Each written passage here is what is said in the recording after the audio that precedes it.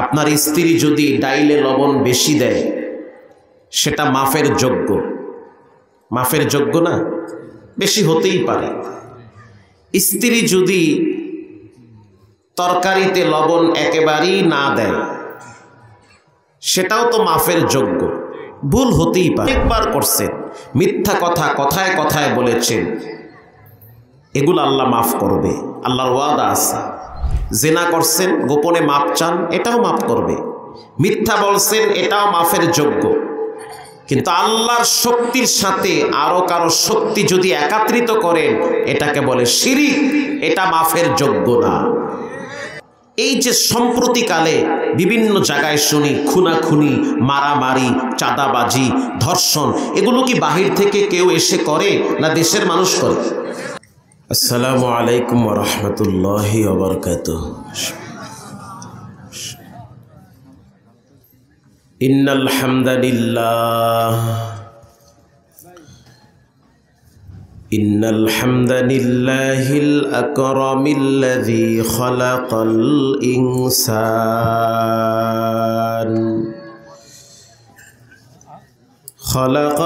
ইনসান ওয়া কাররামা ওয়া আল্লামাহু মিনাল বায়ান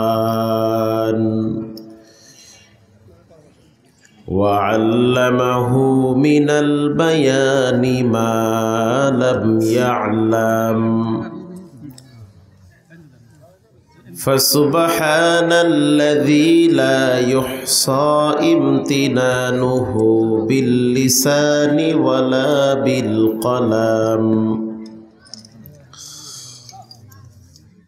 ونشهد أن لا إله إلا الله وحده لا شريك له ونشهد أن سيدنا وسندنا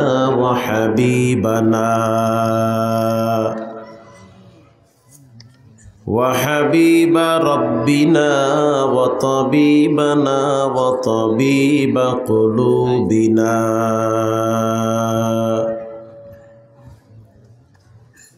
ومولانا محمدا عبده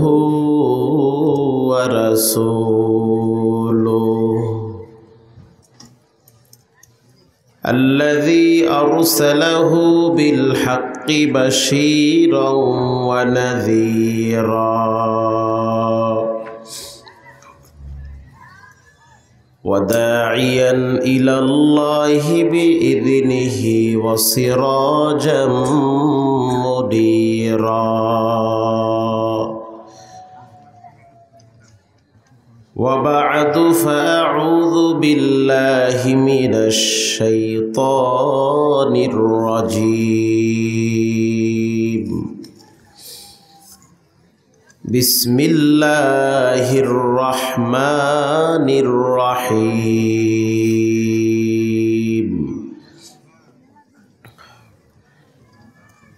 إن الذين آمنوا وعملوا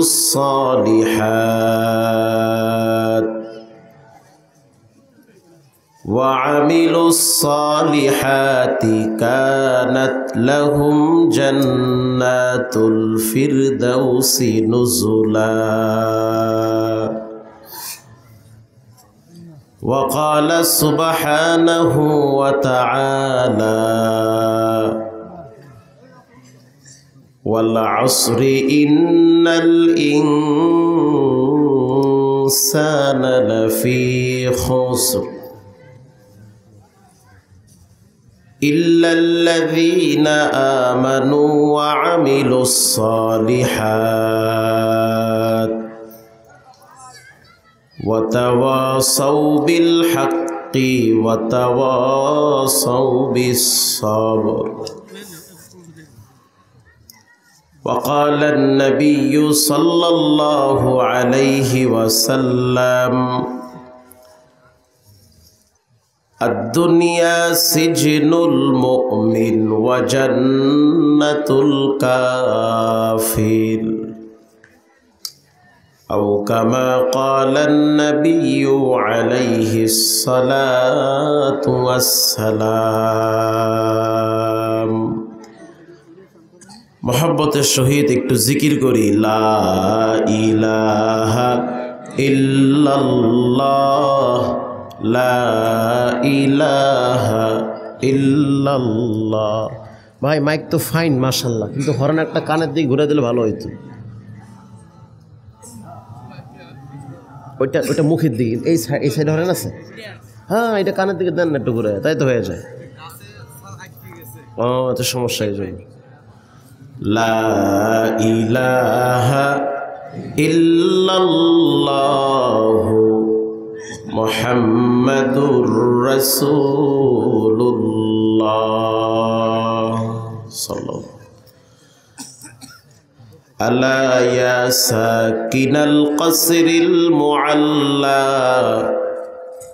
সাতুদফালু আন করিবিন ফিত তুরাবি লাহু মালাকুই ইউনাদি কুল্লা ইয়াউমিন লিদুলিল মাউতি ওয়া বানুলিল খরাবি কলিলুল উমরিনা ফি দারে দুনিয়া ওয়া মারজি'না ইলা বাইতিত তুরাবি লা ইলাহা ইল্লাল্লাহ লা ইলাহা ইল্লাল্লাহ লা ইলাহা ইল্লাল্লাহ মুহাম্মাদুর রাসূলুল্লাহ। سبحانك لا علم لنا إلا ما علمتنا إنك أنت العليم الحكيم رب اشرح لي صدري ويسر لي أمري واحلل عقدة من لساني واحلل عقدة من لساني يفقه قولي আলহামদুলিল্লাহ। নতুন ভারেঙ্গা, ঠিক আছে না, কবরস্থানের উন্নতি কল্পে সপ্তম বার্ষিক ওয়াজ মাহফিল ও ইসলামী জলসা সম্মানিত সভাপতি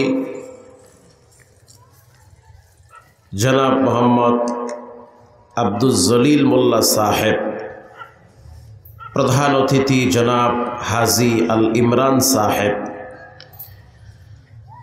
সার্বিক সহযোগিতায় অত্র এলাকার সমস্ত ধর্মপ্রাণ মুসলমান ভাইয়েরা, আল্লাহ তাআলার দরবারে অসংখ্য অগণিত শুকরিয়া যে মহান রব্বুল আলামিন আমাদেরকে ছোট্ট হায়াতের জিন্দিগির আজকের রাত্রটার কিছু সময়কে পবিত্র জুমার রাত, অত্যন্ত বরকতি রাত, সৈয়দুল আইয়াম ইয়াউমুল জুমআ, শ্রেষ্ঠ রাত, ফজিলতপূর্ণ একটি রাতে আল্লাহ আমাদেরকে আজকের এই মহতি মজমায় উপস্থিত হওয়ার তৌফিক দান করেছেন। এজন্য দিল থেকে শুকর আদায় করি আলহামদুলিল্লাহ। দরুদ ও সালাম সৈয়দুল মুরসালিন, ইমামুল মুরসালিন, রহমাতুল লিল আলামিন, সৈয়দুল কাওনাইন, ফখরুল হুদায়া, শাহেনশাহে মদিনা, মানবতার মুক্তির দূত, সর্বকালের সর্বশ্রেষ্ঠ মহামানব, যাকে আল্লাহ তাআলা হাউজে কাউসার উপহার দিয়েছেন, যার সুপারিশ ব্যতীত কোনো মানুষ জান্নাতে যেতে পারবে না, এমন একজন মহানবী, শ্রেষ্ঠ নবী, দামি নবীর উম্মত হতে পেরে আপনারা খুশি না বেজার? যদি খুশি হয়ে থাকেন তাহলে দিল থেকে সকলেই পড়ি সাল্লাল্লাহু আলাইহি ওয়াসাল্লামের উপর। সর্বোপরি শুকর যে আল্লাহ তাআলা আমাদেরকে এখনো জীবিত রেখেছেন, আমরা এখনো বেঁচে আছি। বেঁচে থাকাটা অনেক বড় এক নেয়ামত। বেঁচে আছেন বলেই তো আজকের মাহফিলে আসার সুযোগ পেয়েছে। মারা গেলে তো কবরে থাকা লাগতো। সুস্থ থাকাটাও অনেক বড় নেয়ামত, যা আল্লাহ আপনাকে সুস্থ রেখেছেন বলেই তো এখানে আসার সুযোগ পেয়েছে। চাইলে বিছানায়ও শোয়ায় রাখতে পারত। অনেক মানুষকে আল্লাহ তাআলা আজকের রাতে কবরের বিছানায় শোয়ায় রাখবে। বাংলাদেশে প্রতি রাতে মানুষ মারা যায়, প্রতি রাতে মানুষের জানাজা হয়, দাফন হয়, গোসল হয়। প্রত্যেক দিন মানুষের মৃত্যু বাংলাদেশে হয়। গাড়ি অ্যাক্সিডেন্টে, আগুনে পুড়ে, হঠাৎ স্ট্রোক করে, পানিতে ডুবে, এক একভাবে এক একজনকে আল্লাহ তাআলা তার গন্তব্যে পাঠায় দেয়। আমরা হলাম দুনিয়ায় মুসাফিরের মতো। আমাদের আসল গন্তব্য হলো জান্নাতে। আমাদের বাপ দাদারাও দুনিয়ায় থাকতে পারে নাই। তারাও তাদের শিশুকাল, শৈশব, কৈশোর, যৌবনকে উপেক্ষা করে হঠাৎ কবরের যাত্রী হয়ে গেছে অনেকেই। আমাদেরকেই সেই পথের পথিক আল্লাহ পাক বানিয়ে দিচ্ছে। আমরাও চলে যাব আমাদের নিজ গন্তব্যে। মাঝখানে কিছুদিন কবরে থাকতে হবে। কবর একটা ভয়ঙ্কর জায়গা। আও হুফরাতুম মিন হুফারিন নার। রাসূল বলেছেন, কবর কারোর জন্য জাহান্নামের গর্ত হবে। জাহান্নামের আগুন কবরে আল্লাহ পাক পৌঁছায় দিবে। কবর কারোর জন্য জান্নাতের বাগান হবে। আল জান্নাতু তাহতা আকদামিল উম্মাহাত।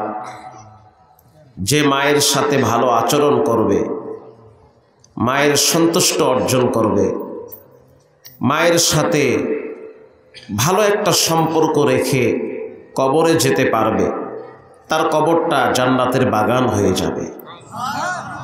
এটা রাসূল বলেছেন। একজন সাহাবী গিয়ে বলল, হুজুর, আমার আব্বার উপরে আমার কি দায়িত্ব? আমার আব্বা আম্মা দুইজনে বুড়া হয়ে গেছে, বৃদ্ধা হয়ে গেছে। আমার কি দায়িত্ব আছে? কি কি হক আমার উপরে? তো রাসূল লম্বা বয়ান না করে বলল, ক্বালাহুমা জান্নাতুকা ওয়া নারুকা। তোমার মা বাবা তোমার জন্য জান্নাত, এরাই তোমার জন্য জাহান্নাম। আল্লাহু আকবার বলেন। কি আজীব কথা না? আব্বা আম্মা জান্নাত, আবার এরাই জাহান্নাম। আব্বা আম্মা জান্নাত, আবার এরাই জাহান্নাম। এরা আপনার জন্য সুখ শান্তির দোয়া করলে আল্লাহ পাক সেটা যেমন কবুল করে, এরা যদি আপনার জন্য অভিশাপ দেয় সেটাও আল্লাহ কবুল করে। আশ্চর্য বিষয় হলো, জান্নাতটারে আল্লাহ রাইখা দিছে মায়ের পায়ের নিচে।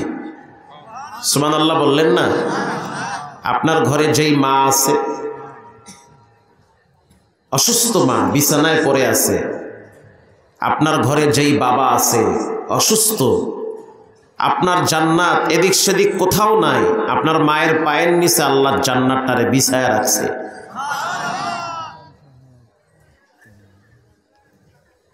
আলা উনাব্বিউকুম বিআকবারিল কাবায়ের। সবচেয়ে বড় কবিরা গুনাহ কি? সবচেয়ে বড় কবিরা গুনাহ হলো হাল আশরাকতু বিল্লাহ। এক নম্বরে আল্লাহর সাথে শিরিক করা। বলেন, সিজদা পাওয়ার উপযুক্ত একজন, তিনি হলেন কে? সন্তান একজনের কাছেই চাবেন, মুখ খুলে বলেন, তিনি হলেন কে? আরো জোরে বলেন। আপনার সন্তানের প্রয়োজন, সেটা কার কাছে চাবেন? আল্লাহর কাছে। আপনার রিজেকের ভিতরে সংকীর্ণতা, যা কামাই করেন বরকত থাকে না, এত দৌড়ান রাস্তা আগায় না, বলেন এটাও একজনের কাছে সহযোগিতা চাইতে হবে, তিনি হলেন কে? আপনার স্ত্রী যদি ডাইলে লবণ বেশি দেয় সেটা মাফের যোগ্য। মাফের যোগ্য না, বেশি হতেই পারে। স্ত্রী যদি তরকারিতে লবণ একেবারেই না দেয় সেটাও তো মাফের যোগ্য। ভুল হতেই পারে, কেউ ভাই কথা ঠিক না, ভুল হতেই পারে। আপনার স্ত্রী যদি আপনার পকেটের টাকা গোপনে কিছু শ্বশুরবাড়ি পাঠায় দেয় অসুস্থ বাবার জন্য, আপনি বুঝতে পারছেন, সেটাও মাফের যোগ্য। যাও কিছু নিয়েছ, এভাবে না বলে আর নিবা না। কারণ স্বামীর পকেট থেকেও যদি টাকা পয়সা না বলে নেয়, ওই স্বামীর টাকা পয়সায় বরকত থাকে না। যতই কামাই করুক কেন জানি শুকনা শুকনা লাগে, আয় রুজির ভিতরে বরকত নষ্ট হয়ে যায়। তো এটাও তো মাফের যোগ্য। আপনার স্ত্রী যদি আপনার সাথে গালাগালি করে, পরে যদি আপনাকে সরি বলে যে আমার ভুল হয়েছে, মেজাজটাও খারাপ ছিল, একটু গালি দিয়ে ফেলাইছি, বলেন এটাও মাফের যোগ্য কিনা? যাও সরি বলছো, মাফ। কিন্তু আপনি যদি দেখেন আপনার বেডরুমে, আপনার বিছানায় আপনার স্ত্রীর সাথে আরো একজন পুরুষ শুয়ে আছে, এটা কি মাফের যোগ্য? আসতে বলবেন না, জোরে বলেন। এটা কি মানতে পারবেন? পারবেন না। এটা কোনো পুরুষ মানতে পারে না, মানার যোগ্য না। ঠিক তেমনি ভাবে আপনি যতই অপরাধ করেন, নামাজ পড়েন নাই, হারাম খাইছেন, জেনা ব্যভিচার অনেকবার করছেন, মিথ্যা কথা কথায় কথায় বলেছেন, এগুলো আল্লাহ মাফ করবে, আল্লাহর ওয়াদা আছে। জেনা করছেন, গোপনে মাপ চান, এটাও মাফ করবে। মিথ্যা বলছেন, এটাও মাফের যোগ্য। কিন্তু আল্লাহর শক্তির সাথে আরো কারো শক্তি যদি একাত্রিত করেন, এটাকে বলে শিরিক, এটা মাফের যোগ্য না। কথা ঠিক না ব্যাঠি? এটা মাফের যোগ্য যোগ্য না। লিল্লাহি মুলকুস সামাওয়াতি ওয়াল আরদ, যা কিছু দেখি যা কিছু দেখি না, আসমানের উপরে জমিনের নিচে অথবা এই দুইয়ের মধ্যবর্তী জায়গায় যা কিছু আছে, এই সবগুলার একাচ্ছত্ব ক্ষমতার মালিক কে? এবার আমি আপনাদের কাছ থেকে আরো একটি বিষয় স্পষ্ট জানতে চাই।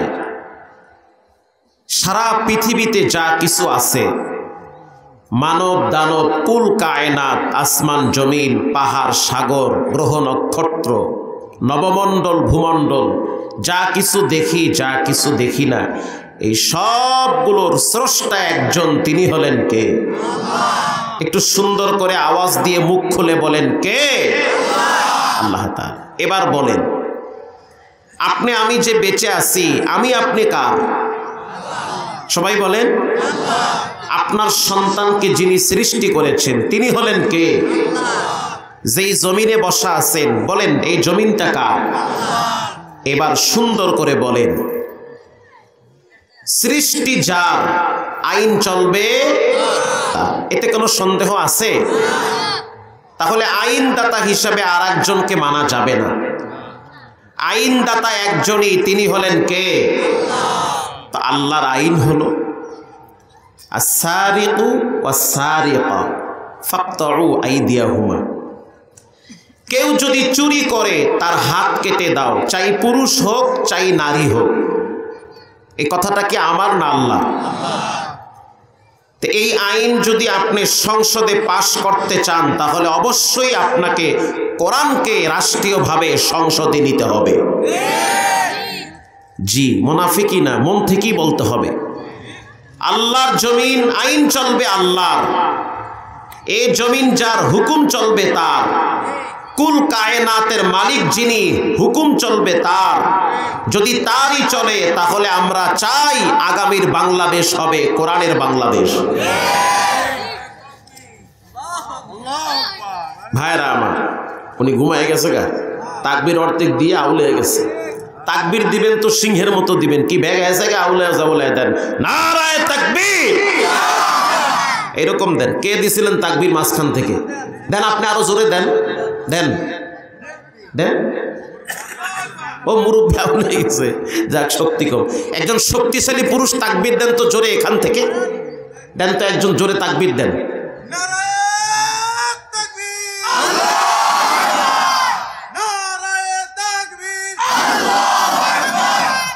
মাশাআল্লাহ, এইবার না একটু লাইনে আসছে, ওর দিক দিয়ে থামে গেল। ভাইরা আমার, আপনারা কি ঘুমায় গেছেন নাকি? কে কে ঘুমাইছেন দুই হাত তুলে আল্লাহকে দেখান। মাশাআল্লাহ, ওটা ভুলে হাত তুলে ফেলাইছে। সজাগ থাকেন, সচেতন থাকেন। আল্লাহ আপনাদেরকে শেষ পর্যন্ত থাকার তৌফিক দান করেন। আরো জোরে বলেন। এমন একটা বিষয় যে জান্নাতে যাবে, এটার সম্পর্ক হলো মানুষের ঈমানের সাথে। জান্নাতে যেতে হলে সম্পর্ক থাকতে হবে কিসের সাথে? ঈমানের সাথে। অনেক নবী আছে যাদের আপনজনরা জাহান্নামে যাবে, এমনকি স্ত্রী জাহান্নামে যাবে। লূত আলাইহিস সালামের স্ত্রী জাহান্নামে যাবে। আই হায়, কয় কি? নূহ আলাইহিস সালামের সন্তান কেনান জাহান্নামে যাবে। আপনার আমার প্রিয় নবী, সমস্ত নবীদের লিডার, সরদার মুহাম্মদুর রাসূলুল্লাহ সাল্লাল্লাহু আলাইহি ওয়াসাল্লাম, তিনি তো নবীদের সরদার, ইমামুল মুরসালিন, সৈয়দুল কাউনাইন, ফখরুল হুদায়া, শাহেন শাহে মদিনা। আল্লাহু আকবার। অথচ এই নবীর আপন চাচা ঈমান কবুল না করার কারণে জাহান্নামে যাবে। রাসূলুল্লাহ তার চাচাকে কোলের উপরে মাথা রাইখা কানের ভিতরে বলেছিল, চাচা একটা বার বলেন মুহাম্মাদান আবদুহু ওয়া রাসূলুহু, একটু বলেন যে আমি আল্লাহর নবী, আস্তে বলবেন, মানুষজন শুনলে আপনার পেস্টিস হ্যাম্পার হবে, তো আস্তেই বলেন, আমার কানে বলেন যে তুমি আল্লাহর নবী। এইটা বইলে আপনি মরেন, কিয়ামতের ময়দানে আপনার গলায় গামছা লাগাইয়া টানতে টানতে আমি মুহাম্মদ জান্নাতে নিয়ে যাব। আরো জোরে বলেন সুবহানাল্লাহ। জানতে চাই সেই রসুলের চাচা কালেমা পড়েছে? আরো জোরে বলেন। কিন্তু রসুল তো চেষ্টায় ত্রুটি করে নাই, করছে? তো আপনার কাজ হলো চেষ্টা করা। দেশ সংস্কার হওয়ার আগে ব্যক্তি সংস্কার হওয়া লাগবে। পার্লামেন্ট, গণভবন, বঙ্গভবন, সচিবালয়, এগুলা সংস্কার করার আগে প্রত্যেকের ফ্যামিলি সংস্কার করতে হবে। নিজের ছেলে নামাজ পড়ে না, আগে সংস্কার করেন। স্ত্রী নামাজ বাদ দিয়া কিরণমালার জি বাংলা নিয়ে সারাদিন বসে থাকে, এটা সংস্কার করতে হবে। নিজের উপযুক্ত ছেলেটা নামাজ বাদ দিয়া PUBG, free fire, TikTok, mobile নিয়ে মানসিক প্রতিবন্ধী হয়ে গেছে, এটা সংস্কার করতে হবে। একটি স্লোগান হয়, দেশ বাঁচাও সমাজ বাঁচাও। আপনারা বলেন, এই যে সম্প্রতিকালে বিভিন্ন জায়গায় শুনি খুনাখুনি, মারামারি, চাঁদাবাজি, ধর্ষণ, এগুলো কি বাহির থেকে কেউ এসে করে না দেশের মানুষ করে? আমার সন্তান, আপনার সন্তান, আপনার ভাই, আমার ভাই, কথা ঠিক না বেঠিক? এরাই তো করে। এবার আসে, আজ থেকে কয়েক মাস আগে এই দেশের ভিতরে যত রকমের অরাজকতা হয়েছে, টেন্ডারবাজি, ধর্ষণ, ডাকাতি, ব্যাংক ডাকাতি, নানান রকমের যত রকমের অকারেন্স ঘটেছে, এগুলো কি দেশের মানুষ করছে না বাহিরে? বাস এই তো বুঝছে, দেশের মানুষ।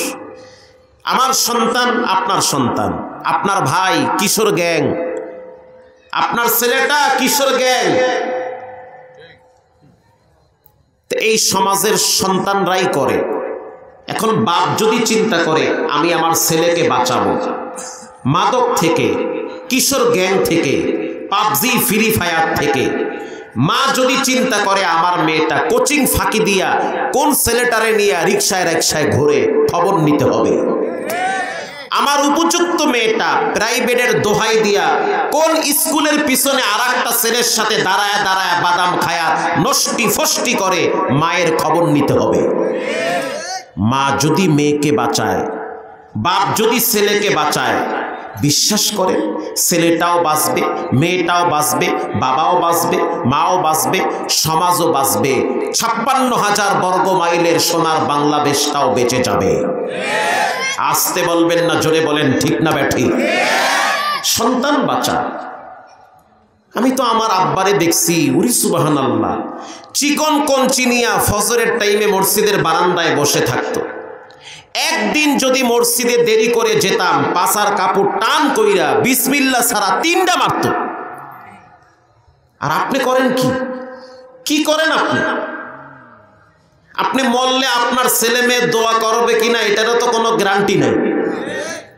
আপনি সারাদিন দুনিয়ার পিছনে ব্যস্ত, এমনও হতে পারে দুনিয়া আপনাকে লাথি মেরে কবরে পাঠাবে, এই সম্পদের মালিক সন্তান হবে, আপনি কবরে যাবেন আর আপনার সম্পদ নিয়ে ছেলে মেয়ে মারামারি কারাকারি করবে। এটা বাস্তব, আপনি কইলেও ঠিক না কইলেও ঠিক। আমি এই কথাগুলা যে কয়েকশো মানুষের সামনে বলি তা না, আমি এই কথাগুলা ঢাকার প্রাণ কেন্দ্রে বলি।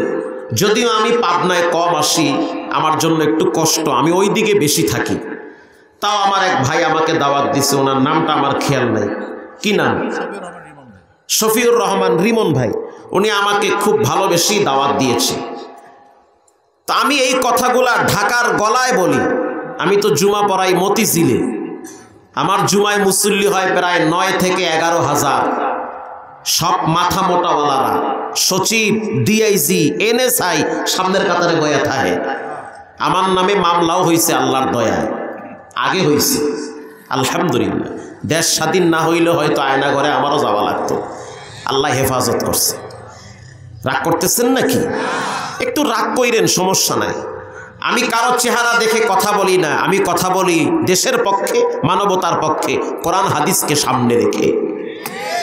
সমসাময়িক যেই বিষয়গুলো আছে ওগুলা নিয়ে কথা বলতে হবে, শুধু মিষ্টি খাওয়ার সুন্নতের ফজিলত বর্ণনা করলে হবে না। ছেলে মেয়েকে বাঁচান। প্রাইভেটের জন্য, কোচিংয়ের জন্য যেই পরিমাণ ধমক দেন, কেন প্রাইভেটে গেলা না, কেন কোচিংয়ে গেলা না? মা বাবা ছেলে মেয়েদেরকে জাগতিক শিক্ষার জন্য যেই পরিমাণ প্রেসার দেয়, আমার ভাষা কি আপনারা বুঝেন? মাশাআল্লাহ। জাগতিক শিক্ষার জন্য আরো সহজে বুঝাই, যেহেতু আপনারা গ্রামের মানুষ, একটু ভাষাটা খুব বেশি শুদ্ধ হয়ে গেলে অনেকে বুঝবেন না, সুকুদ্ধ হয়ে যাবে, তো একটু গ্রামের ভাষাই বলি। আপনারা ছেলে মেয়েদেরকে স্কুলে, কলেজে, ভার্সিটিতে, কোচিংয়ে, প্রাইভেটে এগুলার প্রতি যেই পরিমাণ গুরুত্ব দেন, এর অর্ধেক গুরুত্ব নামাজের জন্য দেন না। এই জায়গাটাই সবচেয়ে বড় ব্যর্থতা একজন। আল্লাহ, আমার কোনো দোষ নাই, যার ঘরে ঘুমাইছি, যার পকেটের টাকা খাইছি, দোষ তার। 14 বছর, 15 বছর, 6-এ পড়ে, 7-এ পড়ে, 9-এ পড়ে, রমজান মাসে কোচিংয়ের দোহাই দিয়া রোজা রাখে না, বাবাই কিছু বলে না। কথা ঠিক না বেঠি? উপযুক্ত মেয়েটা এসএসসি পরীক্ষা দিবে, কোচিংয়ের জন্য ব্যস্ত। রমজান মাসে মেয়েটা রোজা রাখে না, মার একটা বারের জন্য বলে না। প্রাইভেট কোচিং সব পরে, আল্লাহর ফরজ বিধান রোজা রাখতে হবে আগে। কিয়ামতের ময়দানে সন্তান মা বাবার বিরুদ্ধে মামলা দায়ের করবে, ডাইরেক্ট মা বাবাকে ধরায় দিবে। আল্লাহ, আমাদের দোষ নাই, দোষ আব্বা আম্মা। বাবা মা যারা আছেন এত কষ্ট কাদের জন্য করেন? যাদের জন্য বেশি কষ্ট করবেন এরাই তো এক সময় আপনার জীবনের সবচেয়ে বড় শত্রু হয়ে যাবে। কত বাবার লাশ দেখছি ফালায় রাইখা, ছেলে মেয়েরা ভয়েতেও কাছে আসে না। বাবার লাশ পার্কিংয়ের জায়গায় ফালায়া, ছেলে মেয়েরা 5 তলার বিল্ডিংয়ে বৈশা ফ্ল্যাট হিসাব করে কে কয়টা ফ্ল্যাট পাবে। এমনও দেখছি মোহাম্মদপুরে, আমার চোখে দেখা, বানোয়ারটা নাম বললে সবাই চিনবেন, ওই মার্কেটের মোহাম্মদপুরে। খালি মোহের ভিতরে আয়া পড়ছে নামটা, বললাম না যেহেতু মিডিয়া আছে। এই মার্কেটের মালিকের লাশ হসপিটালে পড়ে আছে, 4টা ছেলে। কিছুদিন হসপিটালে থাকার কারণে হসপিটালের কিছু বিল আছে না নাই, আইসিইউতে ছিল, লাইফ সাপোর্টে ছিল, 11 থেকে 12 লক্ষ টাকার বিল উঠছে। অথচ বাবায় শত কোটি টাকার সম্পদ রেখে গেছে। বছরে শুধু তার উপরে যাকাত আসে 40 থেকে 50 লাখ। 12 লক্ষ টাকার জন্য ছেলেরা সিদ্ধান্ত নিছে বাবার লাশ আনবো না। এই 12 লাখ টাকা দিয়া বাবা খাইলে বেশি নেকি হইবে। কি কথা বোঝেন নাই? সবই তো দেখি বোঝেন, মাশাআল্লাহ। সন্তানের সিদ্ধান্ত হলো বাবার লাশ আনতে 12 লাখ টাকা লাগবে, আনবো না। মেয়েদের কথা হলো যে ভাইরা নেমক হারামি করতে পারে, আমরা মেয়ে, আমরা তো নেমক হারামি বাবার সাথে করতে পারি না। মেয়ে তো রসুল দোয়া করছে মেয়েদের জন্য, আল্লাহু আকবার বলেন। মেয়েরা সাধারণত বাবার প্রতি বেশি দুর্বল, ছেলেদের চাইতে মেয়েরা বাবারে বেশি ভালোবাসে। কথা ঠিক না বেঠিক ভাই? মেয়েরা বাবাকে বেশি ভালোবাসে। আল্লিমু বানাতাকুম সূরাতান নূর, তোমরা তোমাদের মেয়েদেরকে সূরা নূর শিক্ষা দাও, লালন পালন করো, দিন শিখাও, এদেরকে আদব কায়দা শিক্ষা দাও। ভালো পাত্রের কাছে এদেরকে বিবাহ দিবে, নামাজিওয়ালা দিনদার পরেজগার সন্তান দেখে এদের হাতে তুলে দিবে। কিয়ামতের ময়দানে আমি রসুলের সাথে মেয়ের বাবা একই জান্নাতে পাশাপাশি থাকবে, মাঝখানে গ্যাপ থাকবে না। সুবহানাল্লাহ, জোরে বলেন। তো মেয়েদের ব্যাপারে রসুল সুসংবাদ দিয়েছে। তো সাধারণত মেয়েরা বাবার ভক্ত বেশি হয়। তো মেয়েরা হাতের রুলি আর কানের বালা এগুলো বন্ধক রেখে বাবার লাশ বাড়িতে নিয়ে মাটি দিয়েছে কেরানীগঞ্জে। ছেলেরা কাছে যায় না। এই তো সম্পদ, এই তো টাকা, এই তো ক্ষমতা, এই তো বিল্ডিং, সব রাইখা খালি হাতে গেছে। এবার কিয়ামতের ময়দানে সন্তান মা বাবার বিরুদ্ধে আল্লাহর আদালতে নালিশ করবে, মামলা দায়ের করবে। রব্বানা আতিহিম যিফাইনি মিনাল আযাবি ওয়ালআনহুম লা'নান কাবীরা।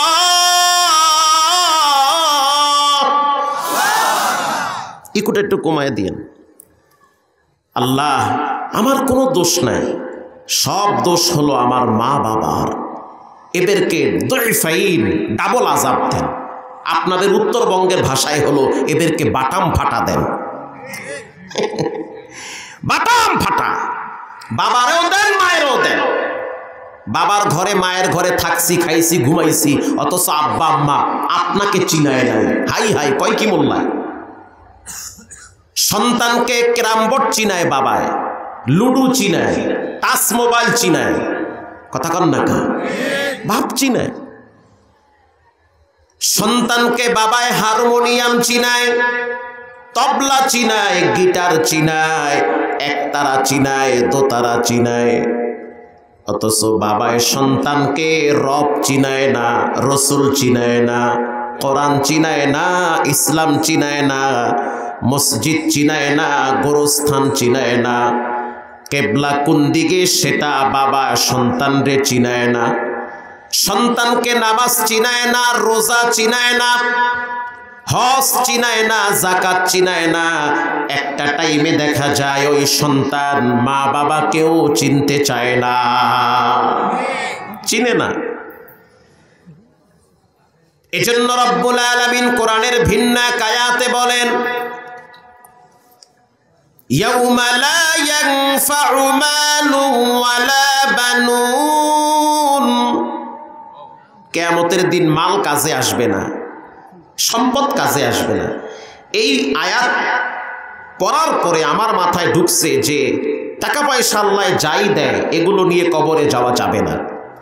এজন্য সিদ্ধান্ত নিছি ঢাকায় একটা জায়গা কিনবো প্রতিবন্ধীদের জন্য, যারা ওখানে থেকে কোরআন শিখে হাফেজ হবে, মানুষের কাছে হাত পাতা লাগবে না। আল্লাহ শুকরিয়া, সারা জীবনের উপার্জন দিয়া 1,20,00,000 টাকা দিয়া একটা জায়গা কিনছি প্রতিবন্ধীদের জন্য। আমি মরার পরে ছেলেমেয়েরা টাকা পয়সা আর সম্পদ নিয়ে খামসি করবে না। যার যার পায়ে দাঁড়ায়া যার যার মতো রেজেকের তালাশে বের হও, রবের কাছে সাহায্য চাও। ইয়াউমা লা ইয়ানফাউ মালুন ওয়ালা বানুন, আল্লাহ বলেন মাল কাজে আসবে না, সন্তান কাজে আসবে না। ইল্লা মান আতাল্লাহ বিকলবিন সালিম,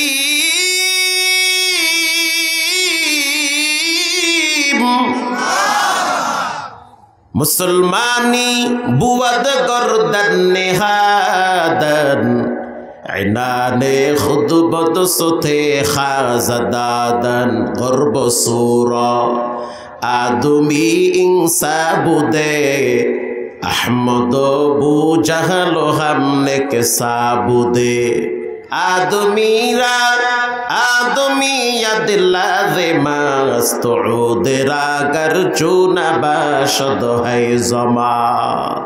চেহারার নাম মানুষ না, মনুষ্যত্ব ভিতরে না থাকলে সে মানুষ না, সে পশুর চেয়েও নিকৃষ্ট। কুত্তা কুত্তার কাছে নিরাপদ থাকে, মানুষ মানুষের কাছে নিরাপদ থাকে না। কোপায়া মাইরা ফেলায়। যেই বাসায় আমারে বসাইছে ওই বাসায় একটা কুত্তা আছে, কুত্তাটার রাগ খুব বেশি, চেহারা টেহারা খারাপ না, শরীরে বাপ আছে। কুকুরের মালিক ওই যে ভাই আমাকে দাওয়াত দিচ্ছে, আমরা যখন ঢুকছি কুকুর দেখলাম গরম হয়ে গেছে। যখন মালিক বলল চুপ করো, সাথে সাথে কুত্তাটা মাথা নত করেছে। কুত্তা মানুষের কথা শুনতে বাধ্য। মানুষ মানুষের প্রতি দয়া হয় না, নিজের ভাই ভাইকে হত্যা করে, স্ত্রী স্বামীকে হত্যা করে, বাপ সন্তানকে হত্যা করে। দুনিয়া হলো স্বার্থপরের জায়গা। স্বার্থে আঘাত লাগবে, দল থেকে নাম কাটবে। শুধু নাম কাটবে না, মামলা 13টা দিয়া জেলখানার বারান্দায় ঘুরাবে। এটাই দুনিয়া। ইয়াউমা লা ইয়ানফাউ মালুন ওয়ালা বানুন ইল্লা মান আতাল্লাহা বিকলবিন সালিম।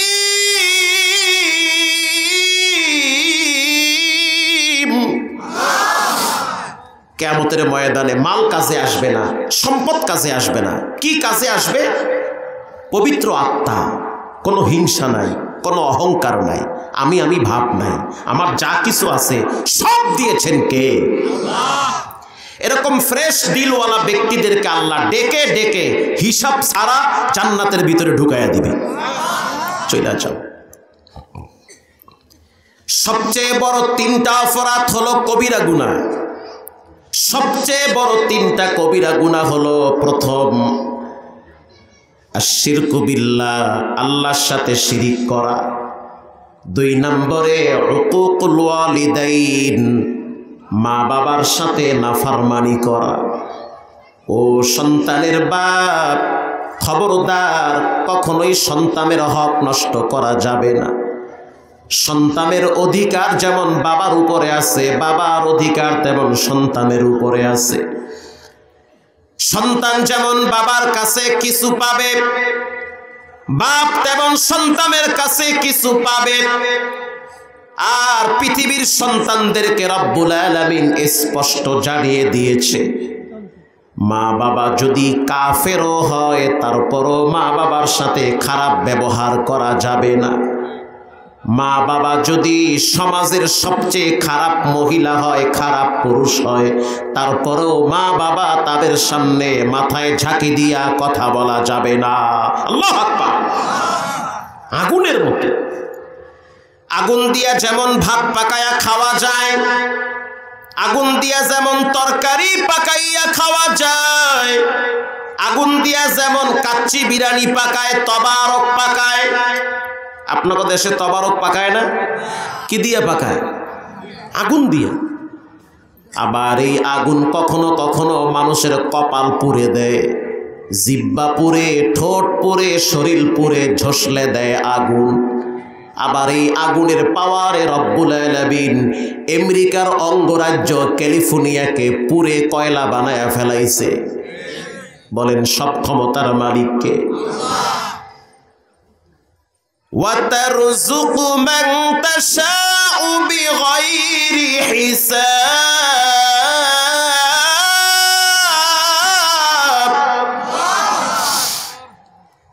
আল্লাহর প্রতি যদি পূর্ণ আস্থাশীল হন, রবের প্রতি যদি মাথা নত করেন, বিনয়ী হন, হিসাব ছাড়া রিজিক দিবেন একজন, তিনি হলেন কে?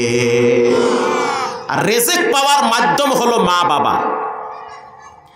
একজন সাহাবী এসে বলল, হুজুর হুজুর আমি একটু জানতে চাই আমি টাকা পয়সা কোথায় ব্যয় করব? বুখারীর হাদিস। টাকা পয়সা কোথায় ব্যয় করব? নতুন চাকরি পাইছি, মাস শেষ বেতন পাইছি, চকচকা নোট আমার পকেটে আসছে।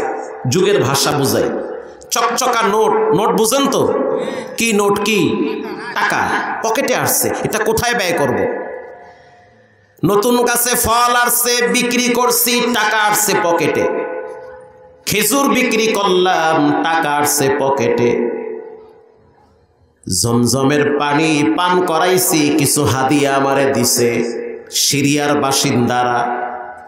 ওগো আল্লাহর হাবিব, এই যে টাকা পয়সা আমার পকেটে আসলো, এটা আমি কোথায় ব্যয় করব? আল্লাহর হাবিব চুপ, কথা বললেন না। কারণ রসুল নিজের থেকে কিছু বলে না, রসুল যা কিছু বলে একজনের পক্ষ থেকে বলে, তিনি হলেন কে? আল্লাহ যা বলে রসুল তাই বলে। জিবরাইল আইসা বলতে আছে, আল্লাহর হাবিব আপনি আল্লাহর দিকে তাকাইয়াছেন, যে যুবককে কি বলবেন?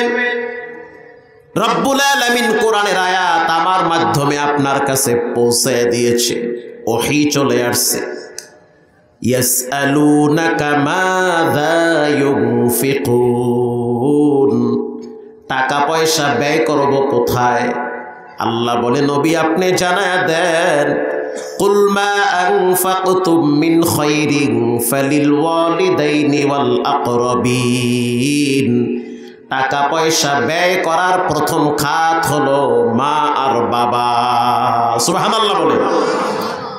যুবক ভাইরা, নতুন যখন ইনকাম করবা, তোমার টাকা মসজিদ মাদ্রাসায় পরে আগে দিবা মা বাবাকে। কথা আস্তে বলবেন না, জোরে বলেন। তোমার মা বাবা আগে হকদার। কষ্ট করে তোমাকে তারাই বড় বানিয়েছে। মানুষকে 5 লাখ টাকা খাওয়াইলে যেই নেকি না হবে, মাকে একটা আপেল খাওয়াইলে তার চেয়ে বেশি নেকি হবে। মাকে খাওয়ান, আব্বাকে খাওয়ান। যদিও আমি সূরা আসর তেলাওয়াত করছি, কিন্তু আমি ওই বিষয়ে আলোচনা করব না। যদিও আমি ঈমান আর আমল সম্পর্কে আলোচনা করার ইচ্ছা ছিল, এই জন্য আমি আয়াত তেলাওয়াত করছি, কিন্তু আমার মাথায় কেন জানি একটা হাদিস ঢুকে গেছে। একটা হাদিসে রসুল 3টা কথা বলছে। এই 3টা কথার উপরে আমি আপনাদের সামনে কিছু আলোচনা করব। আপনারা কি ধৈর্যের সহিত থাকবেন? আল্লাহ আপনাদেরকে শেষ পর্যন্ত থাকার তৌফিক দান করুন। সবচেয়ে বড় কবিরা গুনাহ হলো মা বাবার সাথে নাফরমানি করা। টাকা পয়সা ব্যয় করার প্রথম খাত হলো মা বাবার জন্য। 2016 সালে আমি যখন হজের সফরে ছিলাম, বাইতুল্লাহর চতুর্দিকে লাব্বাইকের আওয়াজ দেওয়ার পর যখন মানুষগুলো ক্লান্ত হয়ে যায়, সাফা মারওয়ায় সাই করার জন্য যখন মানুষ হাইটা হাইটা যায়, তখন দাঁড়ায়া দাঁড়ায়া মানুষগুলো জমজমের পানি পান করে। দাঁড়ায় দাঁড়ায় জমজমের পানি পান করতেছি, তাকায় দেখলাম পাশে এক ভদ্রলোক দাঁড়িয়ে আছে। চেহারাটা দেখে পরিচিত মনে হয়। আমি তাকে প্রথম প্রশ্ন করলাম, আপনি কে? দেখে তো পরিচিত মনে হয়। সে জবাব দিল, হুজুর আমার বাড়ি হলো বাংলাদেশে। আলহামদুলিল্লাহ, তাহলে কিছুটা টের পাইছি আপনি কে। আমার তো মনে হয় আপনি ঢাকার কেরানীগঞ্জে রিক্সা চালান। সে চোখের পানি ছেড়ে দিয়া বলে, হুজুর ঠিক কথাই বলেছেন, আমি একজন রিকশাওয়ালা। আল্লাহু আকবার বললেন না? আমার এই চোখ দেখছে, আমি একা না, বাংলাদেশের 30 জন আলেম দেখছে। আপনার বাড়ি বাংলাদেশে, কেরানীগঞ্জে রিকশা চালান, অথচ বাইতুল্লাহ আইসা লাব্বাইকের আওয়াজ দেন। এটা কেমনে হয়? এত টাকা কই পাইলেন? সে জবাব দিল, হুজুর আমি দুর্বল, কিন্তু আমার আল্লাহ দুর্বল না। এটা শোনার পরে আর স্থির থাকতে পারলাম না। কই কি আমি দুর্বল, আমার মালিক তো দুর্বল না। সে চাইলে ফকিরকে বাদশা বানাইতে পারে, আবার বাদশাকেও ফকির বানাইতে পারে একজন, তিনি হলেন কে? তার যে কত পাওয়ার, ঠান্ডা মাথায় ভাইবা দেখেন রবের শক্তিটা কত মারাত্মক। যে কোনো টাইমে যে কোনো মানুষকে হাসাইতে পারে, আবার কান্দাইতেও পারে, তিনি হলেন কে? হসপিটালে গিয়া দেখলাম একজনে হাসতেছে আর একজনে কাঁদতেছে। কেন হাসে? তা হুজুর মিষ্টি খাইয়ালন। ওরে আল্লাহ, কয় কি?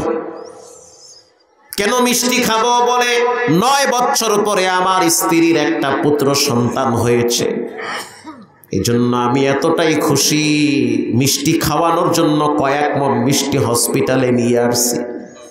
বলেন 9 বছর পর যদি পুত্র সন্তান হয়, ওই সন্তানের বাপ হাসবে না কাঁদবে? খুশি।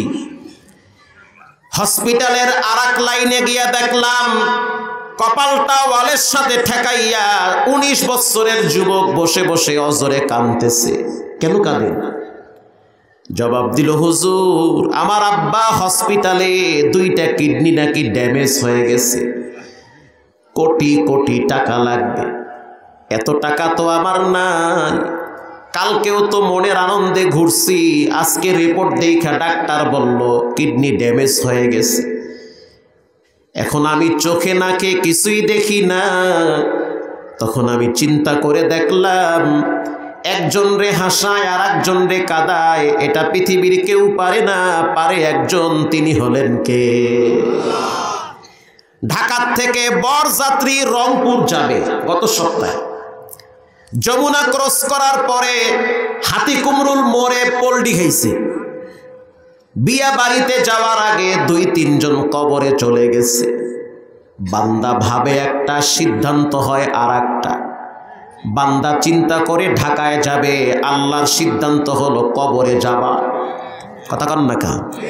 আপনি কইলো ঠিক না কইলো ঠিক, এটা পৃথিবীর কেউ পারে না, পারেন কে?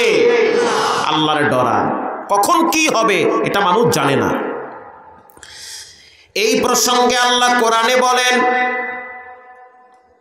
ইন্নাল্লাহা ইনদাহু ইলমুস সাআহ।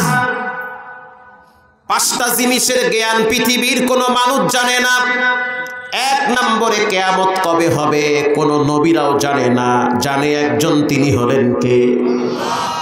2 নম্বরে মায়ের রেহেমে কি আছে, ওয়া ইয়ালামু মা ফিল আরহাম। মায়ের পেটে ছেলে না মেয়ে, বাকশক্তি আছে না নাই, কালা না পরিষ্কার, ল্যাংড়া না কানা, প্রতিবন্ধী না সুস্থ, এটা পৃথিবীর কেউ জানে না, জানেন কে? আগামীকাল কি হবে এটা মানুষ জানে না, জানেন কে? আপনি কালকে সকালবেলা সূর্য দেখতেও পারেন, আপনার জীবনে কালকে সকাল হতেও পারে, পরকালও হতে পারে। কথা ঠিক না ভাই? এমনও তো হতে পারে যে মসজিদের পালকিটা আপনার জন্য অপেক্ষায় আছে। এটাও তো হতে পারে যে দোকানে কাপড়ের কাপড় চলে আসছে আর আপনি নামাজ বাদ দিয়া চায়ের দোকানে বিড়ি নিয়ে ব্যস্ত আছেন। এটাও তো হতে পারে। আল্লাহর ডরা। কালকে কি হবে, একটু পরে কি হবে, কোথায় খাবেন, কি খাবেন, কই থাকবেন, এটা আপনি ভাবেন একটা, হয় আর একটা। কোথায় কোথায় বৃষ্টি হবে পৃথিবীর কেউ জানে না। আপনাদের এই কাশীনাথপুর আকাশে মাঝে মাঝে আকাশটা মেঘাচ্ছন্ন হয়, সবাই বলে বৃষ্টি আইতে আছে, অথচ বৃষ্টি আসে ভাঙ্গুরা থানায়, এলাকায় 3 দিনও বৃষ্টির খবর নাই। আল্লাহ কয় এটা আমি করি, এটা করেন কে? আল্লাহ করে। ওয়ামা তাদরি নাফসুম মাযা তাকসিবু গাদা ওয়ামা তাদরি নাফসুম বিআইয়ি আরদিন তামুত।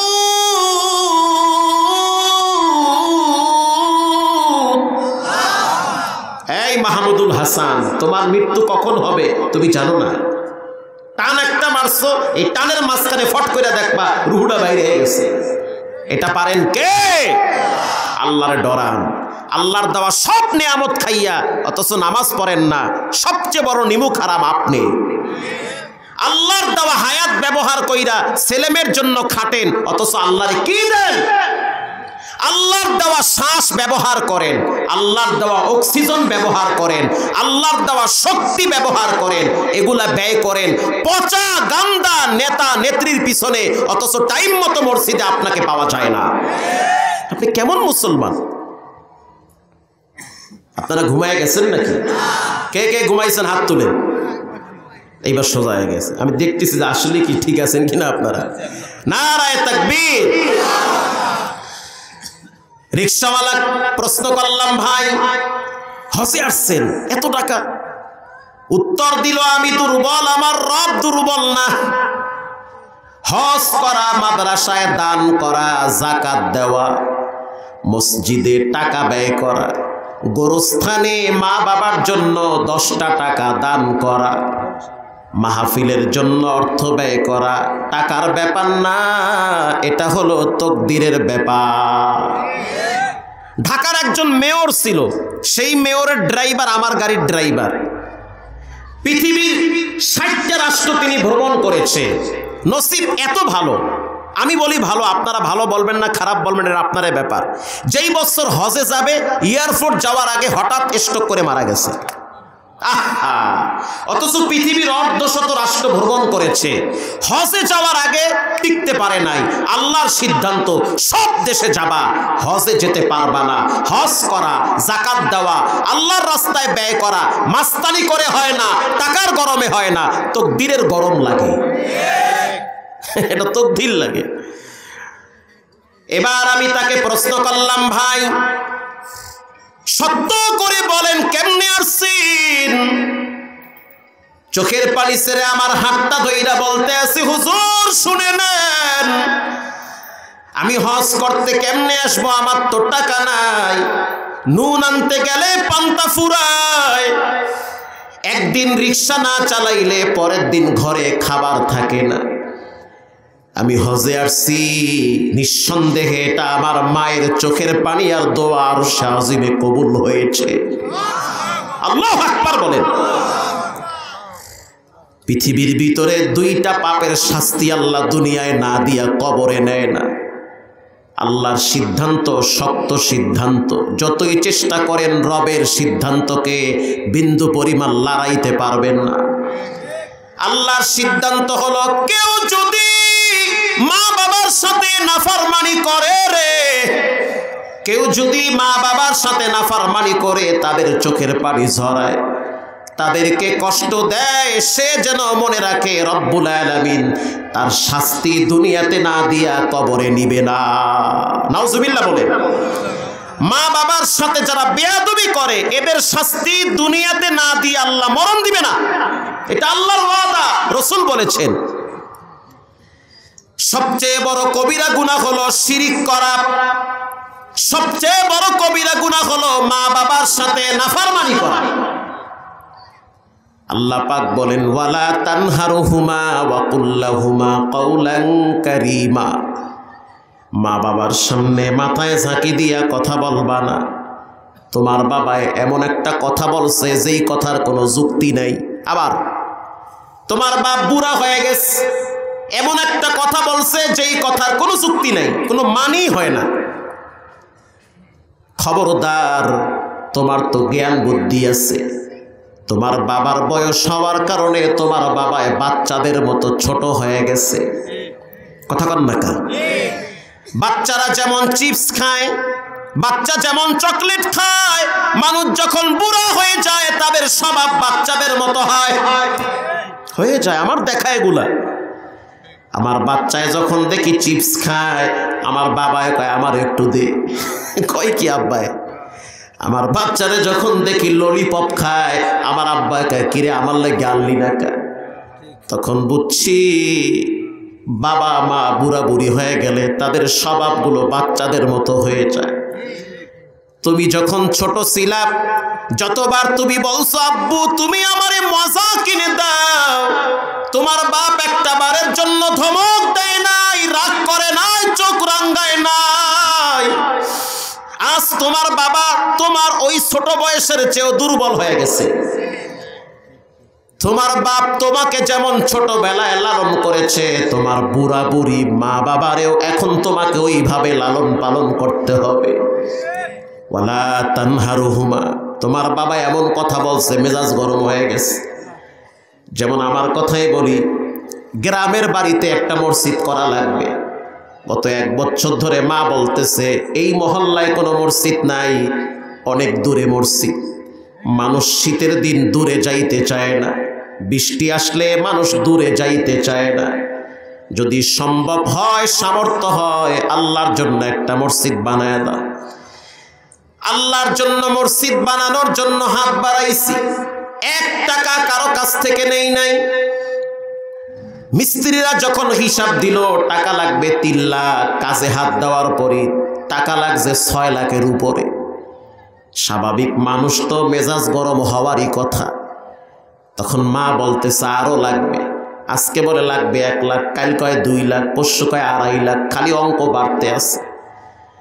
মাঝে মাঝে মেজাজ গরম হয়ে যায়, মনে চায় মায়ের একটা ধমক দে, কিন্তু ধমকটা দেওয়ার আগে হঠাৎ কোরআনের আয়াত সামনে ভাসে, ওয়ালা তানহারুহুমা, খবরদার মাথায় ঝাঁকি দিয়া গরম ব্যবহার মায়ের সামনে করবি না।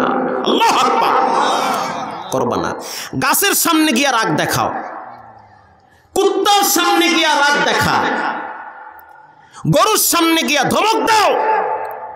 রাগ বেশি উঠলে মাটির সামনে দাঁড়ায় মাটিরে ধমক দাও, তারপরেও মাটি কিছু বলবে না।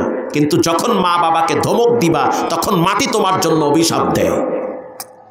যখন মা বাবাকে ধমক দিবা আরশ আজিম গরম হয়ে যায়। এটা মারাত্মক জায়গা। আগুন দিয়ে যেমন ভাত পাকায় খাওয়া যায়, আগুন দিয়ে আবার মানুষের ঘর বাড়িও পুড়ে দেয়।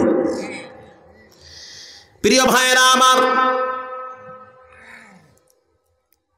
পৃথিবী বিখ্যাত একজন নবী যার নাম হলো ইব্রাহিম আলাইহিস সালাম, তার বাবা ছিল একজন কাফের। ইব্রাহিম নবীর বাপ একজন কাফের ছিল, বেঈমান ছিল। ইব্রাহিম নবী একজন তাওহীদবাদ, তিনি একজন আল্লাহর রাসূল। মিল্লাতা আবিকুম ইব্রাহিম হুয়া সাম্মাকুমুল মুসলিমিন। ইব্রাহিম নবী হলো এই জাতির শ্রেষ্ঠ পিতা। আল্লাহু আকবার বলেন। তিনি হলো শ্রেষ্ঠ পিতা। ইব্রাহিম নবী যখন দেখলো তার বাবা মূর্তির সামনে মাথা নত করে, আরে আমি তো মুসলমান, আব্বাই তো বেঈমান। এবার ইব্রাহিম নবী তার বাবারে বলে, ইয়া আবাতি লিমা তা'বুদু মা লা ইয়াসমা ওয়া লা ইউবসির ওয়া লা ইউগনি আনকা মিনাল্লাহি শাইআ ফাতাকুনা লিশ-শাইতানি ওয়ালিয়্যা। ও সন্তান সাবধান, তুমি যতই চেষ্টা করো হবে না। কোরআন শরীফ নাই এখানে, এটা নিয়ে আসে। সন্তান হবে না, যতই চেষ্টা করো তুমি আমাকে ফিরাইতে পারবা না। ইব্রাহিম নবী বলল, বাবা তুমি আমার আব্বা, যদিও কাফের তারপরেও তো আমার বাপ। সুবহানাল্লাহ বলে। আব্বা আপনি কাফের কিন্তু আমার আব্বা, আপনি বেঈমান আপনি আমার আব্বা। আপনার মাধ্যমে আল্লাহ আমার সূর্য দেখাইছে। আল্লাহু আকবার। আপনার মাধ্যমে হাঁটুতে, বাটিতে, বাহুতে শক্তি পেয়েছি। আপনি আমার বাপ। আপনি যদিও আল্লাহরে মানেন না, কিন্তু আমি তো আপনাকে স্পষ্ট আল্লাহর কথা বলতে পারি। আমি ভয় পাইতেছি না জানি আপনার উপরে বিপদ আসে। যখন মুসিবত আসবে তখন দেখবেন আল্লাহর কোনো সহযোগিতা পাবেন না, শয়তান আপনার বন্ধু হবে। ইব্রাহিম নবীর কথায় তার বাবা রাগ করছে। এই আয়াতের তরজমা পড়লে জীবনে কোনোদিন আব্বা আম্মার সাথে চোখ রাঙ্গায় কথা বলবেন না। তার বাবা ক্ষিপ্ত হয়ে বলল, قال أراغب أنت عن آلهتي يا إبراهيم ইব্রাহিম, তুমি আমার মূর্তিগুলোর ব্যাপারে বাজে কথা বলো, আমি কিন্তু পাথর মেরে তোমার মাথা ফাটায় দিব। চিন্তা করছেন? ছেলে একজন নবী, বাবায় কাফের, ছেলে বাবারে বয়ান করে, আব্বা মূর্তি কিন্তু আপনার হাতে বানাইছে, আমি জানি খোদা বান্দারে বানায়, আর এখন দেখি বান্দা খোদারে বানায়। কথা কর না কা? খোদা বান্দারে বানাইবে না, স্রষ্টা তিনি তার সৃষ্টি করবে, আর এখন দেখি আপনি এই মূর্তিগুলা বানায় এদের সামনে মাথা নত করেন। আপনি ভুল পথে আসেন, সঠিক পথে চলে আসেন, তা না হলে বিপদে পড়বেন। ইব্রাহিম নবীর বাবা স্পষ্ট বলেন, ওয়াহজুরুনি মালিয়া, ও সন্তান,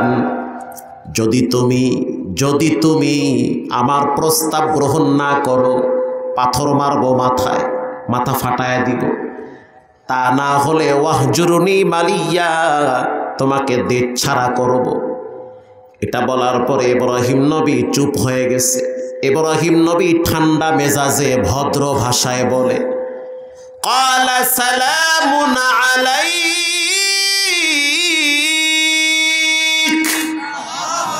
আব্বা আমি ঝগড়া চাই না। ইব্রাহিম নবীর বাপ যত রাগ করে, ইব্রাহিম নবী তত তার প্রতি ভালোবাসা প্রদান করে। সুবহানাল্লাহ বলে। বাপ কাফের, খালি রাগ করে, মাথা ফাটাবো, তোমাকে দেশ ছাড়া করব, নমরুদের আগুনে ফেলাবো। কিন্তু ইব্রাহিম নবী কিন্তু রাগ করে না। কেন রাগ করে না? বাপ জন্মদাতা, কথা কন না কা? বাপ কেমন রাগ করব আমি? আল্লাহ নিষেধ করছে। এবার ইব্রাহিম নবী বলেন, ক্বালা সালামুন আলাইক, আব্বা আপনার সাথে কোনো ঝগড়া নাই, আপনার জন্য আমি দোয়া করলাম। সালামুন আলাইক, এই সালাম হলো সারাসারির সালাম, ঝগড়া বন্ধ করার সালাম। ঝগড়া লাগছে, এখন আপনি ঝগড়া চান না, আপনি বলেন না ভাই সালাম দোয়া চাই, ঝগড়া চাই না, আপনি আপনার রাস্তায় আমি আমার রাস্তায়। বলেন এই সালাম কি ওই সালাম না ঝগড়া বন্ধর সালাম? ঝগড়া বন্ধর সালাম। তাফসিরে আসছে এই সালাম হলো বাপ কথা যেন না বাড়ায়, এটা বন্ধ করার সালাম। ক্বালা সালামুন আলাইক, আব্বা আপনার উপরে শান্তি বর্ষণ হোক, আপনার সাথে আমার সারাসারি, আপনি আপনার রাস্তায় আমি আমার রাস্তায়, আপনার সাথে আমার ঝগড়া নাই। বাবার এই কথা বইলা আই হাই, ইব্রাহিম নবী আবার চোখের পানি ছেড়ে আল্লাহর কাছে বাবার জন্য কান্দে। বাপ তো কি মায়া, অথচ বাবার দিলে কিন্তু কোনো ভালোবাসা নাই, আছে নাই, নমরুদের গোলাম হয়ে গেছে। ইব্রাহিম নবী তার বাবার প্রতি ভালোবাসা এতটাই বাড়ছে, সে তার বাবার জন্য আল্লাহর কাছে দোয়া করতেছে, সাস্তাগফিরু লাকা রাব্বি ইন্নাহু কানা বি হাফিয়া।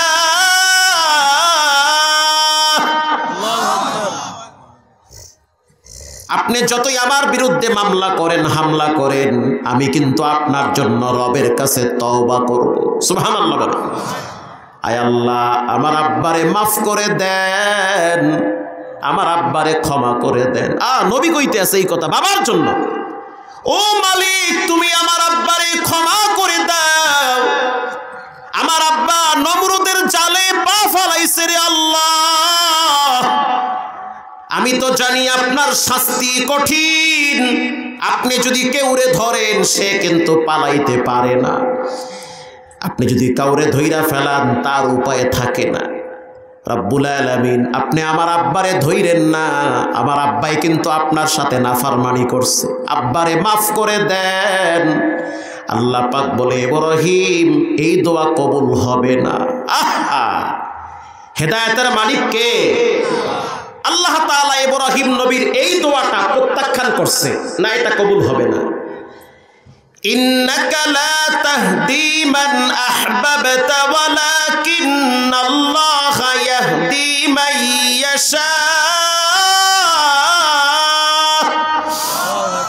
এবার মুখ খুলে বলেন হেদায়েতের মালিক কে?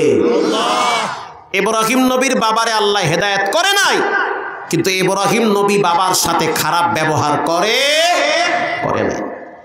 মা যদি পতিতালয়ের বেশ্যাও হয় তারপরও মা, খারাপ ব্যবহার করা যাবে না, কারণ মা যত বয়স্কা হয়, যত বৃদ্ধা হয়, তত তার আচার ব্যবহার দুর্বল হয়ে যায়।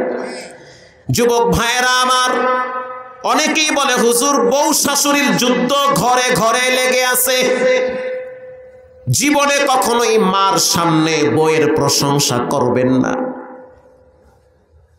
জীবনে কোনোদিন মায়ের সামনে বউয়ের প্রশংসা করবেন না, করলেই দেখবেন মায়ের মাথা গরম হয়ে যাবে। সবার না কিছু, মা বাবার সামনে শ্বশুর বাড়ির প্রশংসা করবেন না। দরকার কি করা? মায়ে যদি কয় তোমার বউ বেশি ভালো না, আপনিও কইবেন ঠিকই কইছেন, ওয়ও ভালো না, আমার বাপ মাও ভালো না। মায়ের একটু খুশি দেন, একটু পাম মাইরা দেন, সমস্যা কি?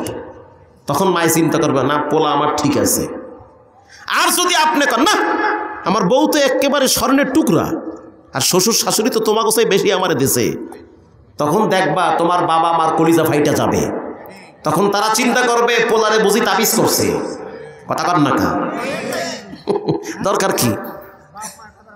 বাপ মার কথা ভালো লাগে না, দরকার নাই বাপ মারে কষ্ট দেওয়া। এরকম হয় না আমার ঘরে, তাও মাঝে মাঝে যদি আমার মায় বলে তোমার বউ বেশি সুবিধার না, আমি কই ঠিকই কইছেন, একটু সুবিধা না, ওরে আমি সাইজ করে ফেলাবো। মায় কয় বাবা থাম থাম থাম থাম, এত রাগ হইস না, কোনটা দুর্ঘটনা ঘটাও, পরে আবার সবাই মিল্লা জেলখানায় যাবো। এখন যদি আমি কই না আমার বউ তো অনেক উত্তম, মায় কইব ও তার পানি পড়া তোমারও খাওয়াইছে, পানি পড়া তোমারও খাওয়াইছে। দরকার কি? মহিলাদেরকে খুশি করতে বেশি কিছু লাগে না। আমি তো মাঝে মাঝে কিছু হাদিয়া নিয়ে মায়েরে গিয়ে বলি যে তোমার বৌমা দিছে, অথচ দেয় না। হ্যাঁ, তখন স্ত্রীর প্রতি আমার মায়ের ভালোবাসা বেড়ে যায়। ঠিক না ঠিক? মাঝে মাঝে দেখা গেল স্পেশাল কিছু হাদিয়া নিয়ে যায়, এই নাও হুমায়রার মা তোমারে দিছে। আই হাই কই কি হ্যাঁ দিছে তোমারে, তখন তার প্রতি ভালোবাসা বাড়ে। আমার মাঝে মাঝে রাস্তা থেকে কিছু হাদিয়া হুদিয়া কিনা ম্যাডাম রে নিয়ে বলি ধরো তোমার শাশুড়ি দিছে, কপাল দিয়ে খুলে গেছে গা। ঠিক না ঠিক? তো স্ত্রীকেও খুশি রাখতে হবে, মাকেও খুশি রাখতে হবে। এই দুই জায়গায় ঠান্ডা মাথায় যদি আপনি অবস্থান না নেন, তা না হলে আপনার জীবন তেজপাতা হয়ে যাবে বউ শাশুড়ির যুদ্ধে। ঠিক না ঠিক? মা বউকে বলবেন যে দেখো তুমি কিছু মনে করিও না, তুমি কিছু মনে করিও না, যা কইছি ওটা মায়ের একটু খুশি রাখছি, তোমার মতো বউকে আমি জীবনে পামুনি, তুমি কি মনে করছো? বাস এইটুক পাখে তুলে দিয়েছে। কথা কর না কা? মায়ের স্মৃতি এগুলো ভুলার মতো না। মালিক ইবনে দিনার বলেন আমি চলে গেলাম জাবালে আবু কুবাইস পাহাড়ে, গিয়া দেখলাম কালো একটা চাদর গায়ে দিয়া চুল পাকা একজন মানুষ দাঁড়ায় রইছে নামাজে।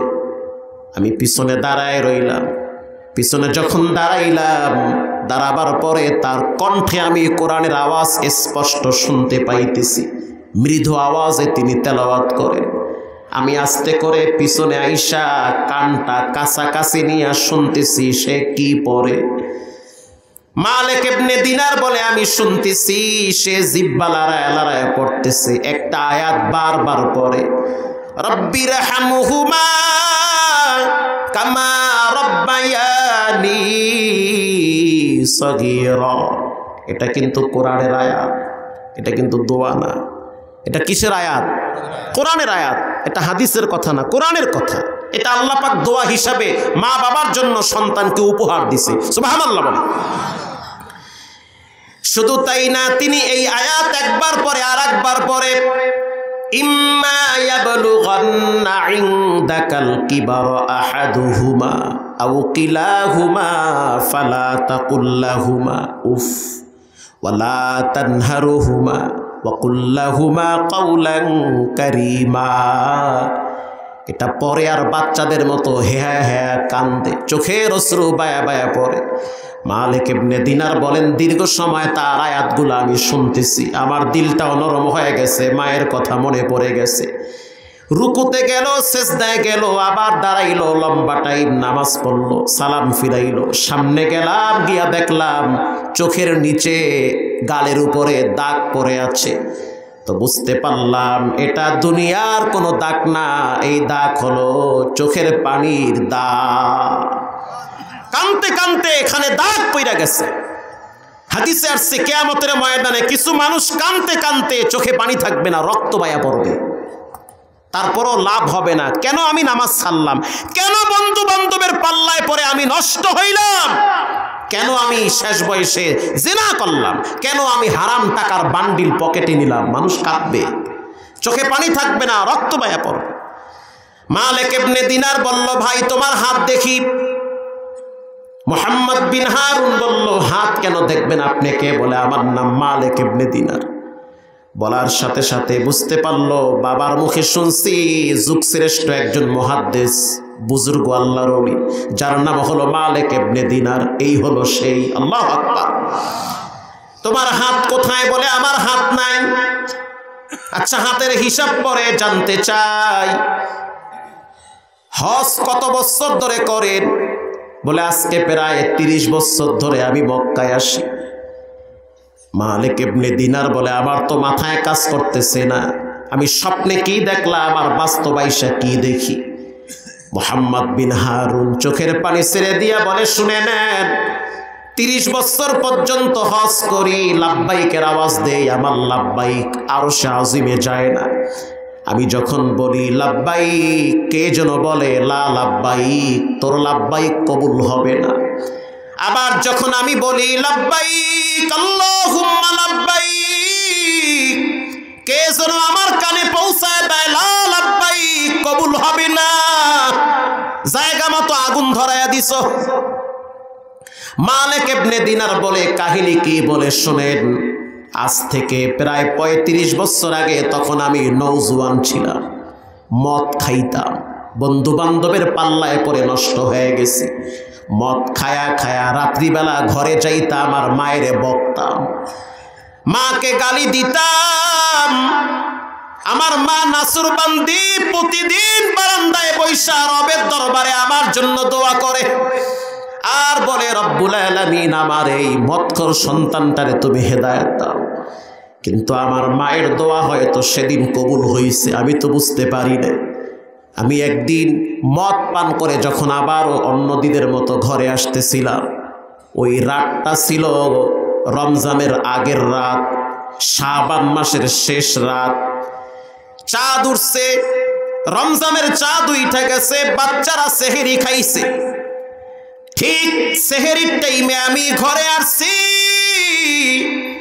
সেহরির টাইমে যখন ঘরে আসলাম, মদ খাইয়া মাতলামি করতে করতে আমার মা বলতে আছে, আল্লাহ, যেই সন্তানটা রমজানের আগের রাতে সেহরি খাওয়া বাদ দিয়া মদ খায়, এমন সন্তান যেন কোনো মায়ের পেটে না আসে। এটা বলার পরে আমার রাগ উঠছে, আমি হাত দিয়া মায়ের গালে একটা থাপ্পড় মারছি। যখন আমি থাপ্পড় মারছি, আমার মা তখন আরো সের দিকে তাকাইয়া চোখের পানি ছেড়ে বলেছে, আল্লাহ,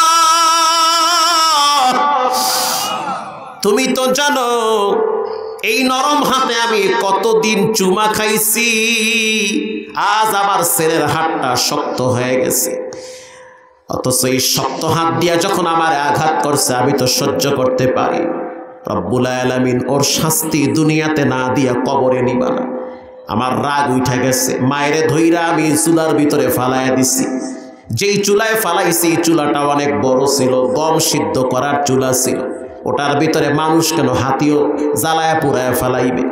আমি আমার মাকে গরম চুলায় ফালাইছি। আমার মা মুহূর্তের ভিতরে কয়লা হয়ে গেছে। আমি তো মদ খাইয়া মাতাল ঘুমায় গেলাম। সকালবেলা মানুষজন দেখি বাড়ি ভরা, বাচ্চাদের দেখতেছি, বাচ্চারা বলতেছে এমন মায়ের সন্তান যে কিনা মায়ের থাপ্পড় মারছে। শুধু থাপ্পড় না, নিজের হাতে মায়ের আগুনে পুইরা ফেলাইছে। প্রিয় ভাইয়েরা আমার, মা দুনিয়ার থেকে বিদায় হয়ে গেল। আমার যখন বোধোদয় হয়েছে, স্মৃতিশক্তি যখন ফিরে আসছে, তখন আমি অনুতপ্ত হয়েছি, কেন আমি কাজটা করলাম। আমার স্ত্রী আমাকে বলল, আমাকে তালাক দিয়ে দাও, আমি তোমার সংসার করব না। আমার বাচ্চা ছিল দুইটা বাচ্চা বলল, তোমার জীবনে আব্বা বলে ডাকবো না। এত বড় অপরাধ তুমি দাদির সাথে কেন করলা? স্ত্রী চলে গেছে, বাচ্চারাও চলে গেছে, আল্লাহর বিচার শুরু হয়ে গেছে। স্ত্রী চলে গেছে ডিভোর্স নিয়া, সন্তানরা চলে গেছে আমারে ছাইরা। আমি তখন কি করব? অনুতপ্ত হয়ে ঘরে একটা কুড়াল ছিল, কুড়ালটা আইনা হাতে আঘাত কইরা হাতটা ফালাইয়া দিছি। 50,000 দিরহাম ছিল, পুরাটা আল্লাহর রাস্তায় ব্যয় করছি। এরপরও আমার হজ কবুল হয় না। মায়ের কবরের পাশে দাঁড়াইয়া কান্দি, আমার চোখের পানি আল্লাহ ছাড়া কেউ দেখে না। মনের ভিতরে যেই কষ্ট কারো কাছে বলতেও পারি না, সহ্য করতে পারি না। ও মালিক, আমি কি করব? কার কাছে যাব? মালিক ইবনে দিনার বলল, একটা কাজ করো, তুমি মক্কায় কয়দিন আছো? বলে আমার তো সময় শেষ, আমি দেশে যাব। বলে একটা কাজ করো, তুমি নবীজির রওজার পাশে গিয়া নবীরে সালাম দাও। এরপরে তুমি তোমার কষ্টের কথাগুলো রাহমাতুল লিল আলামিনের কদমের কিনারায় বসে বলো, কারণ আল্লাহর হাবিব জিন্দা। আল্লাহু আকবার। চলে গেল সেই মদিনার রওজার আতহারে, কবরের কিনারায় দাঁড়ায়া, রওজার পাশে দাঁড়ায়া চোখের পানি ছেড়ে কাঁদলো, দোয়া করলো, সালাম দিল, দুরূদ শরীফ পড়লো, কষ্টের কথা বলল। একটা পর্যায়ে রিয়াজুল জান্নার ভিতরে ঘুমায় গেছে। স্বপ্নে দেখতেছে, ও মুহাম্মদ বিন হারুন, রব্বুল আলামিনের পক্ষ থেকে তোমার জন্য ক্ষমার ঘোষণা। তবে কিয়ামতের দিন আল্লাহ রব্বুল আলামিন তোমার মাকে তোমার পাশে দাঁড় করাবে, আর তোমার পায়ের ভিতরে জাহান্নামের ফেরেশতারা শিকল লাগাবে। মায়ের পাশ দিয়া টানতে টানতে জাহান্নামে নিবে। রব্বুল আলামিন মায়ের কলিজায় তোমার ভালোবাসা বাড়ায় দিবে। তখন মা চিৎকার মেরে বলবে, আল্লাহ, আমার মুহাম্মদ বিন হারুনকে আমি মাফ করে দিয়েছি। যখন মা বলবে মাফ করছি, তখন রব ঘোষণা দিবে, যাও এর জান্নাতে পৌঁছায়া দাও। এজন্য ভাইয়েরা আমার, রাত অনেক হয়ে গেছে, আবার ঢাকায় যেতে হবে। পাক্কা নিয়ত করে নেন, জীবনে কোনোদিন মায়ের সাথে বেয়াদবি করব না, নামাজ ছাড়ব না, আল্লাহর সাথে শিরিক করব না, আব্বা আম্মার সাথে বেয়াদবি করব না। দিলটা যদি ভালো থাকে, তওবার নিয়াইতে দুইটা হাত আল্লাহকে দেখায় দাও। নারায়ে তাকবীর। আয় আল্লাহ, হাতগুলা জীবনে একবার বাইতুল্লাহর কালো গিলাফের সাথে লাগায় দেন, বলেন আমিন। গোরস্থানে অনেকের আব্বা আম্মা ঘুমিয়ে আছে, ঠকবেন না, বিশ্বাস করেন। আমি কোরআন সাথে নিয়ে বললাম, একটু ঠকবেন না। যদি সামর্থ্যবান কেউ থাকেন, হুজুর আমি আব্বা আম্মার জন্য 1000 টাকা ফালায় দিলাম। আজকে আমার টাকা আছে, খাওয়ার মানুষ নাই। সুখের দিনে সন্তান আছে, বিবি আছে, কষ্টের দিনে মা বাবা ছিল। আছেন কোন মায়ের সন্তান 1000 টাকা গোরস্থানের মাটির জন্য ফালায় দিলাম? আছেন কেউ দেওয়ার মতো? পারবেন একটু আমাকে হাত তুলে দেখান তো, দুই একজন যুবক। মাশাআল্লাহ, মাশাআল্লাহ, নারায়ে তাকবীর। এই বাবাজি 1000, ওই ভাই 1000, এই ভাই 1000। বিশ্বাস করেন, এটা একটা মানসিক শান্তি, দিলের শান্তি। আপনি আপনার মায়ের জন্য দান করবেন, এটা মন খুলে করবেন, ঠকবেন না ইনশাআল্লাহ। একজন মহিলা 2000 টাকা দিয়েছে, আমার হাতেই দিয়ে।